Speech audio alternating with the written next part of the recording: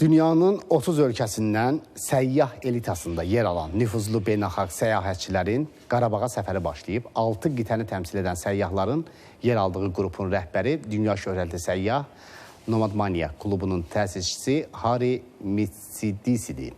Səfərə Füzulidən başlayan səyyahlar bugün Şuşada, Xankəndidə və Ağdamda olublar.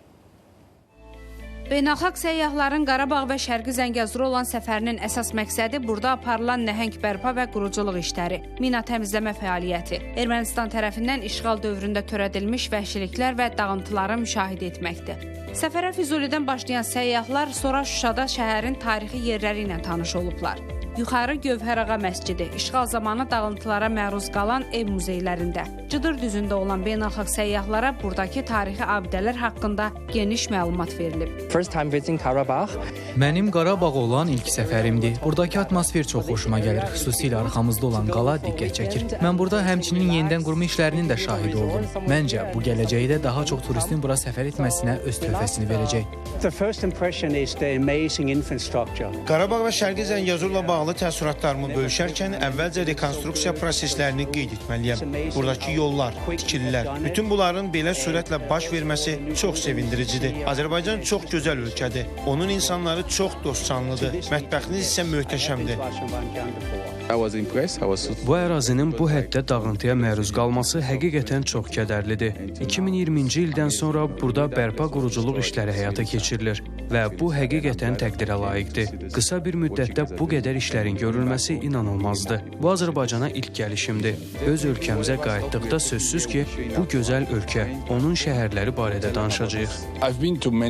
Qarabağ regionu məndə parlaq təəssürat yaradıb. Bura çox gözəldir və insanları qonaqpərvərdir. Müharibədən keçmiş ölkələrdə dağıntılar uzun müddətli qalır. Amma burada görürsən ki, hər şey düzgün istiqamətdə gedir. Siz regionu yenidən qurursunuz. Düşünürəm ki, gələcəkdə turizm mərkəzlərindən birinə çevrilmək üçün hər cür şans var. Səfər çərçivəsində Xankəndidə Qarabağ Universitetində olan səyyah qrupu universitetdə tələbələr üçün yaradılan şəraitlə tanış olublar. Onlara universitet haqqında geniş məlumat verilib. Həmçinin beynəlxalq səyyahların müxtəlif dövrlərdə Azərbaycana, xüsusilə də işğaldan azad olunmuş ərazilərə səfərlərindən hazırlanmış sənədli film təqdim olunub. Səyyahların Ağdam şəhərinə səfəri ermənilərin tamamilə dağıtdığı Şəhidlər Xiyabanını ziyarətlə başlayıb. İşğal altında olduğu müddət ərzində Ermənistan silahlı qüvvələri tərəfindən digər yaşayış məntəqələrində olduğu kimi Ağdam şəhərində də vandalizm aktlarının törədildiyi səyyahların diqqətinə çatdırılıb. Sonra səyyahlar Ağdam şəhərindəki Cümə məscidi və imarət kompleksi ilə tanış olublar.